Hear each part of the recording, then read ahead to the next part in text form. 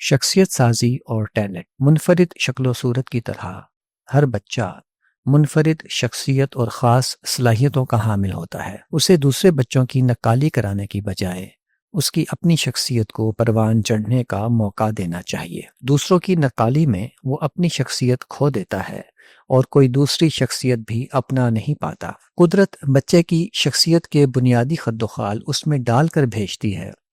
اس شخصیت کو پروان چڑھانے میں والدین کو صرف سہولت کار کا کردار ادا کرنا چاہیے، اس کی شخصیت سازی نہیں کرنی چاہیے۔ بچہ اپنی شخصیت کی تعمیر کے لیے ضروری مواد اپنے ماحول سے لیتا ہے، چنانچہ اس بات کا دھیان رکھنا چاہیے کہ اس کے ماحول میں منفی رجحانات اور غیر صحت مندانہ رویے موجود نہ ہوں، اور اگر ہوں تو ممکنہ حد تک وہ ان سے متاثر نہ ہونے پائے۔ کسی گھرانے کے تمام بچے اگر تعلیمی یا فکری لحاظ سے ایک ہی سانچے میں ڈھلے نظر آئیں تو یہ خدشہ ہوتا ہے کہ ان کی انفرادی شخصیت کو پنپنے کا موقع شاید نہیں دیا گیا۔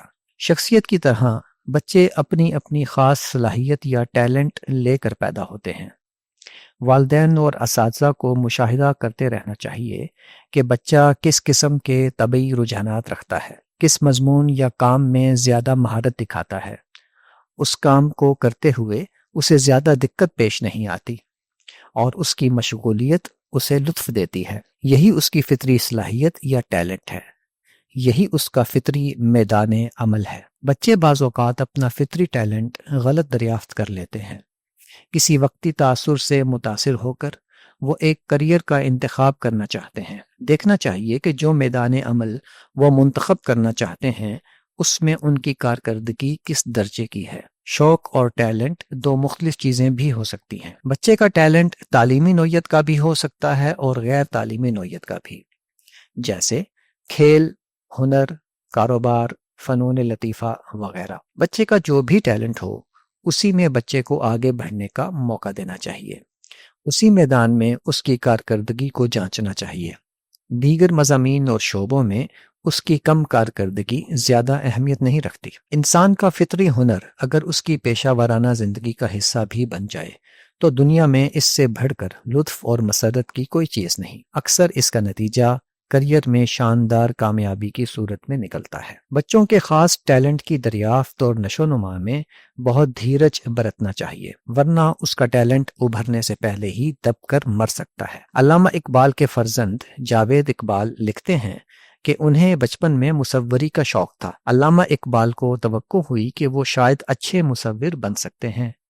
انہوں نے یورپ سے نامور مصوروں کی کچھ پینٹنگز منگوا کر انہیں دیں۔ انہیں دیکھ کر جاوید اقبال کا حوصلہ جواب دے گیا کہ وہ ایسے مصور کبھی نہیں بن سکیں گے، چنانچہ انہوں نے مصوری چھوڑ دی۔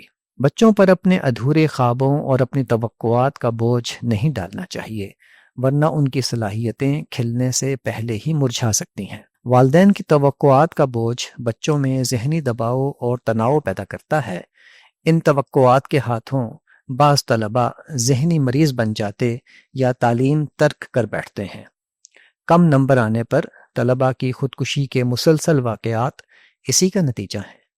اپنی توقعات اور حسرتوں کی تکمیل بچوں سے کرانے کی بجائے بچوں کو ان کے رجحانات کے مطابق جینے کا موقع فراہم کرنا ہی والدین کے کرنے کا اصل کام ہے۔ صلاحیتوں کا تنوع قدرت کی قوت تخلیق اور اس کی صفت جمال کا اظہار ہے۔ یہ تنوع زندگی کے حسن و ارتقاء کا باعث ہے۔